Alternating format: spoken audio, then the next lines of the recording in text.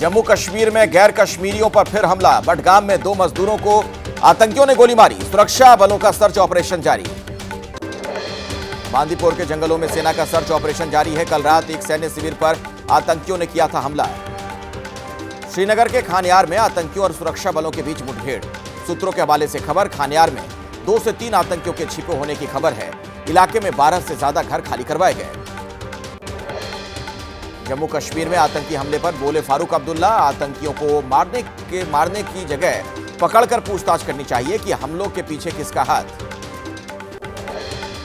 घाटी में आतंकी घटनाओं पर बोले बीजेपी के नेता सुधांशु त्रिवेदी, कहा आतंकवाद और बातचीत दोनों नहीं हो सकता है। हमने 10 साल में पाकिस्तान से कोई बातचीत नहीं की। कांग्रेस ने देश का विभाजन करवाया। जम्मू कश्मीर में आतंकी घटनाओं को लेकर गिरिराज सिंह का प्रहार, कहा ऐसे हालात में पाकिस्तान से बातचीत की पहल की बात करते हैं फारूक अब्दुल्ला। बिहार के सीतामढ़ी के महसौल गांव में अराजक तत्वों ने हनुमान जी की मूर्ति में की तोड़फोड़। स्थानीय लोगों में भारी गुस्सा। मौके पर भारी पुलिस बल तैनात। एसपी ने मामले की जांच के निर्देश दिए। कानपुर के वनखंडेश्वर मंदिर में समाजवादी पार्टी नसीम सोलंकी के जल चढ़ाने के बाद बवाल। आज मंदिर को पुजारियों ने धोया।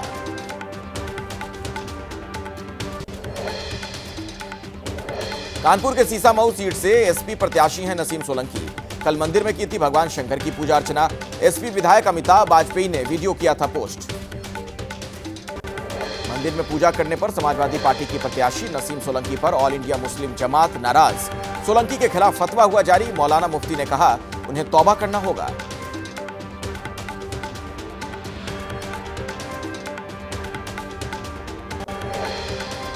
यूपी के सीएम योगी आदित्यनाथ ने गोवर्धन पूजा के मौके पर गोरखपुर में गायों को खिलाया खाना। सीएम ने हाथों से किया गायों और बछड़ों को दुलार। लखनऊ में डिप्टी सीएम ब्रजेश पाठक ने पतंगबाजी कार्यक्रम की शुरुआत की। खुद भी उड़ाई पतंग। दीपावली के दूसरे दिन नवाबों के समय से जारी है पतंग उड़ाने की परंपरा।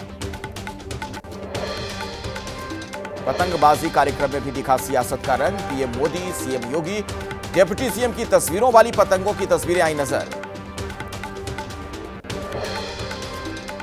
वाराणसी पहुंचे आजमगढ़ से एसपी के सांसद धर्मेंद्र यादव ने बीजेपी पर बोला हमला। कहा चुनाव से पहले नफरत फैलाने का काम करती है बीजेपी। यूपी उपचुनाव में 9 सीटों पर जीत का किया दावा। अहमदाबाद में शक्तिपीठ अंबाजी में हनुमान घंटी की विधि विधान से की गई पूजा। अयोध्या के राम मंदिर में 5 नवंबर को घंटी भेंट करेगा जय भोले ग्रुप।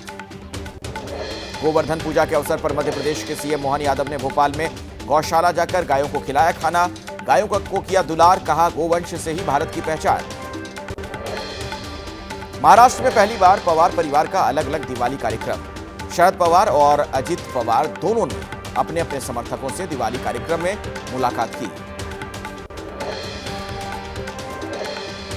राज ठाकरे और बीजेपी की नजदीकियों के बीच मुंबई में नए पोस्टर की एंट्री। उत्तर भारतीय सेना ने कई जगहों पर लगाए पोस्टर। लिखा उत्तर भारतीय बटोगे तो पिटोगे।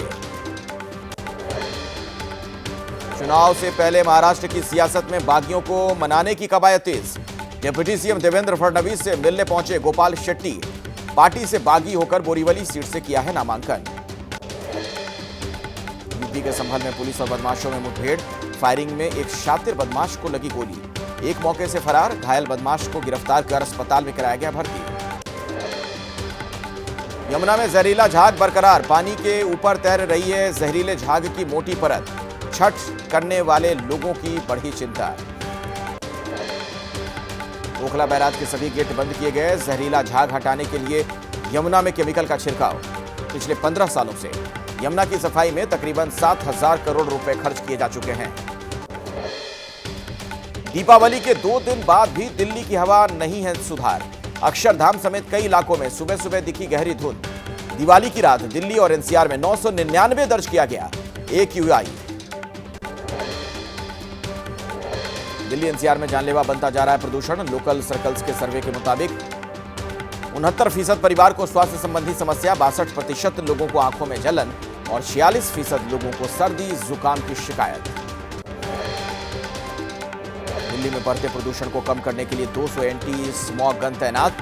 3 शिफ्ट में 7-7 घंटे करेगी छिड़काव। हर विधानसभा के लिए 2-2 anti smog gun.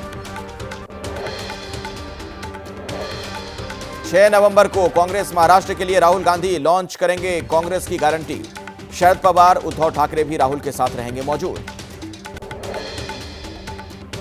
PM Modi का गारंटियों को लेकर कांग्रेस पर प्रहार। एक्स पर लिखा, कांग्रेस पार्टी को एहसास हो रहा है कि झूठे वादे करना आसान, लेकिन उन्हें सही तरीके से लागू करना मुश्किल या असंभव। पीएम मोदी के बयान पर खड़गे ने साधा निशाना, कहा मोदी की गारंटी भारत के लोगों के साथ क्रूर मजाक। प्रधानमंत्री मोदी पर लगाया झूठ, छल और कपट का आरोप। कर्नाटक के मुख्यमंत्री सिद्धारमैया ने पीएम मोदी को घेरा। एक्स पोस्ट पर कहा, कर्नाटक में हर वादा पूरा कर रहे, सभी 5 गारंटी लागू की। बीजेपी के नेता रविशंकर प्रसाद ने लगाया आरोप, राहुल गांधी केवल घोषणाएं करते हैं और वोट के लिए जनता को बेवकूफ बनाते हैं। एक बार फिर संजय राउत ने महाराष्ट्र की सुरक्षा व्यवस्था पर उठाए सवाल। कहा, राज्य के होम मिनिस्टर की बढ़ाई जा रही है सुरक्षा। डीजीपी की भूमिका पर भी उठाए सवाल। शिवसेना यूबीटी के सांसद अरविंद सावंत के बयान पर बवाल। ठाणे के नागपाड़ा पुलिस स्टेशन में एफआईआर। शिवसेना प्रत्याशी साइना एनसी ने दर्ज करवाया केस। शिवसेना उम्मीदवार साइना एनसी ने कहा, पीएम मोदी, सीएम शिंदे महिलाओं को सम्मान देकर आत्मनिर्भर बनाने का काम कर रहे हैं। वहीं अरविंद सावंत ऐसी टिप्पणी कर रहे हैं। शिवसेना यूबीटी के नेता अरविंद सावंत ने कहा, मैंने जो कहा है उसको पूरा सुना जाए, उसे तोड़ मरोड़ कर पेश ना किया जाए। महाराष्ट्र के सीएम शिंदे ने कहा, यह बहुत दुख की बात, महाराष्ट्र में महिलाओं का अपमान किया जा रहा है। महाराष्ट्र की लाडली बहनें देंगी जवाब। मीरा भाईंदर विधानसभा की निर्दलीय प्रत्याशी गीता जैन ने कहा, भले ही मुझे बीजेपी से टिकट नहीं मिला, लेकिन मैं हरदम महायुति के साथ। हरियाणा विधानसभा चुनाव को लेकर कांग्रेस ने फिर चुनाव आयोग को घेरा। कहा, इसी ने खुद को क्लीन चिट दी, शिकायतों पर नहीं दिया स्पष्टीकरण। कांग्रेस के नेता जयराम रमेश ने एक्स पोस्ट कर कहा, हरियाणा के 20 विधानसभा सीट पर कांग्रेस की शिकायतों का चुनाव आयोग ने नहीं दिया है जवाब। ओडिशा सरकार ने घटाई पूर्व मुख्यमंत्री नवीन पटनायक की सुरक्षा।